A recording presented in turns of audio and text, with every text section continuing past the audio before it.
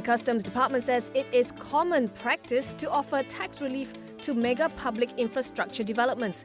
DG Dato Sri Subramaniam Tulasi says similar exemptions were granted to several mega projects under the leadership of then Prime Minister Tun Dr Mahathir Mohamad. These include the Smart Tunnel, Bukit Jalil National Stadium and Kuala Lumpur International Airport. He points out that these approved service projects not only benefited from a sales tax relief but import duties as well. Subramaniam's remarks come amid a barrage of criticism over the granting of GST relief to the 55 billion ringgit ECRL project. He adds that the tax relief was aimed at benefiting Malaysia Rail Link as the owner of the project and not the overseas main contractor China Communications Construction Company.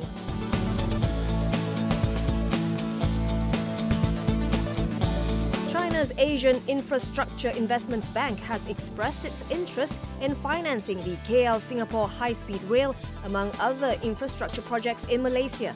According to the Embassy of China, AIIB's President Chin Lee Chun has met with caretaker Prime Minister Datuk Sri Najib Razak to talk about a possible cooperation. The lender is said to be open to funding the project, regardless of whether the project goes to Japanese or South Korean companies. In a related development, MyHSR announced today that the deadline for submission of bids for the project's joint tender asset company has been extended from June 29th to December 28, 2018. This is after taking into account the scale and complexity of the project.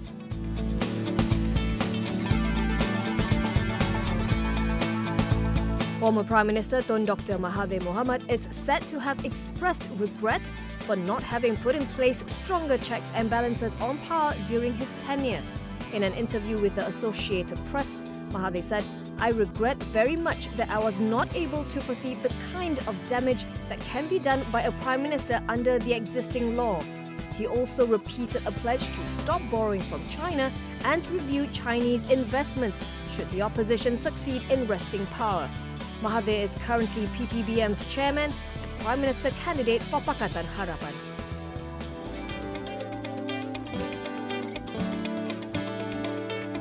IHH Healthcare has sweetened its offer for India's Fortis Healthcare with a proposal to inject up to 40 billion Indian rupees or 2.36 billion ringgit via a preferential allotment of shares.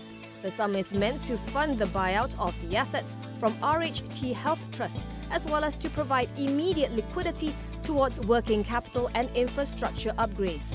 The battle for India's second-largest hospital chain has gotten more intense in the run-up to today's board meeting. Its other suitors are China's Fosun International, India's Manipur Healthcare, and Indian industrial groups Hero and Dabur. Separately, cash-strapped Fortis says two shareholders are calling for an EGM to remove its existing board members and appoint new independent directors. East Bridge Capital Master Fund and Jupiter India Fund own a combined 12.04% of Fortis.